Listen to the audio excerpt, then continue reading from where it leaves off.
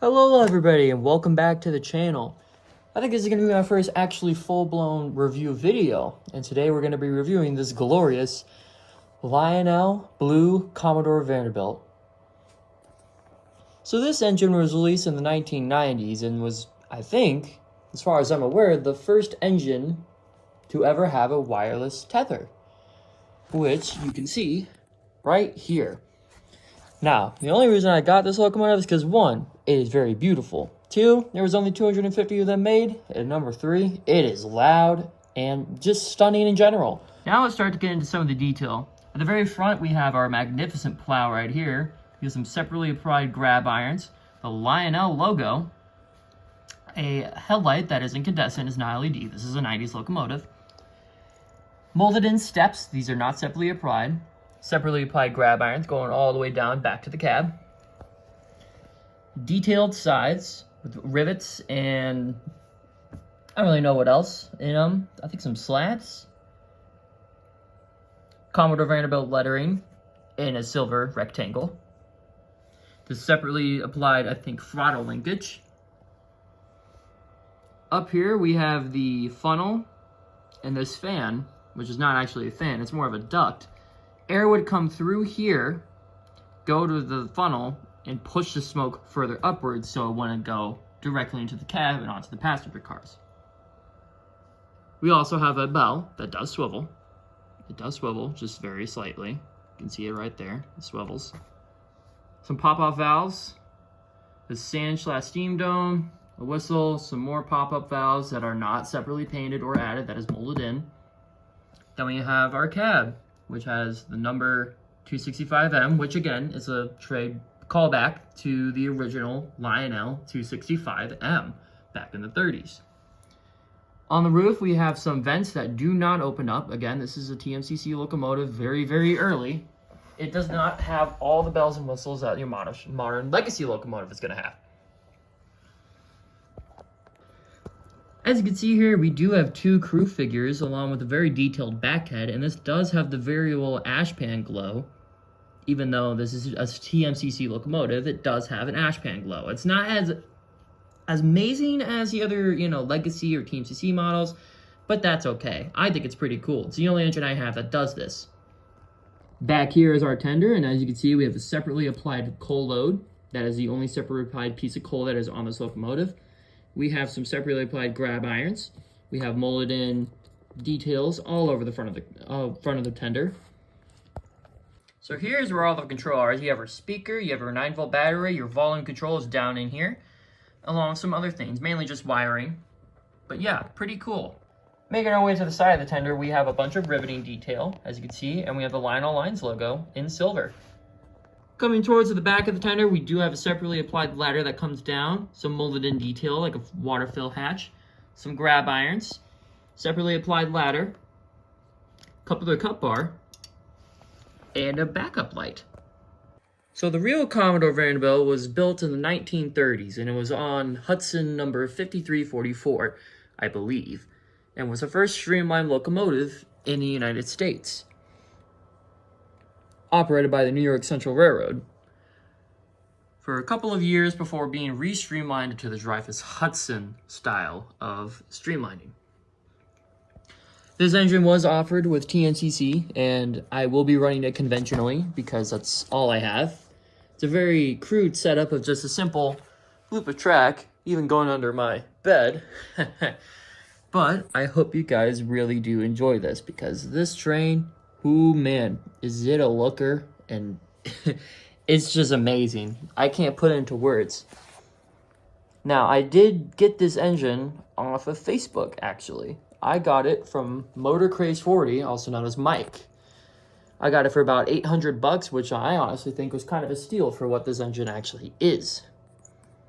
Going to learn a little bit of history on why they made this specific livery is because in the 1930s, Lionel made a Commodore Vanderbilt model, but it was a 242, not a 464. And they made a blue one, and they made a red one, they made silver, they made black, and it was kind of an entry level O-gauge like set. It'd come up with either passenger cars or freight cars or whatever you have it. And so when they brought this engine back in the 90s with the silver one that everyone, doesn't like to talk about because it's the wrong color, but hey, it's model railroading, honestly. They took 250 and made them blue, and they took another 250 of extra stock they had and made them red. I do plan on getting the red one later down the line, and I want to actually get some MTH passenger cars, not these, because these are staying in the condition they are, because I love the Milwaukee Road, and paint matching them with this blue and making a passenger set just for this locomotive with some white lines where the windows would be. Now, to some of you, when I say 464, some of you might not understand what that actually means. So, let's go and explain it real quick. So this is a 464 Hudson steam locomotive, which means it has 4 leading trucks, 6 powered trucks, or driver trucks, whatever you like to call them, and then 4 trailing trucks. And it's called a Hudson because the New York Central is the first railroad to ever use the 464 arrangement, at least in America, and dubbed it the Hudson after the Hudson River. Now, some people say, oh, but the Milwaukee Road used it a couple of weeks or years before them, and they called it a Baltic. But everyone usually calls a 464, at least in America, a Hudson. So because I'm not running any TMCC and I don't really have a full layout, this is just kind of temporary till I get a full layout set up. I did take off some of the cars because it was having a little bit of trouble. This is a very old locomotive. It is much older than I am. And it's in well need of an upgrade. And hey, maybe that'll happen one day.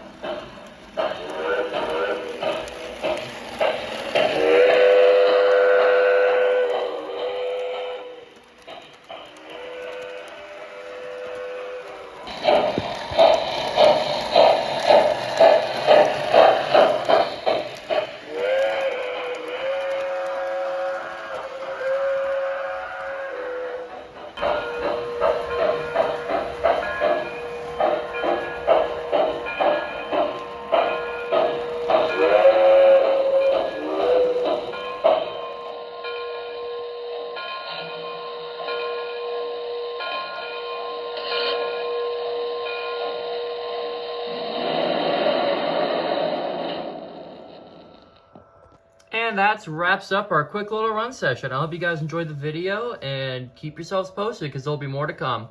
See you later.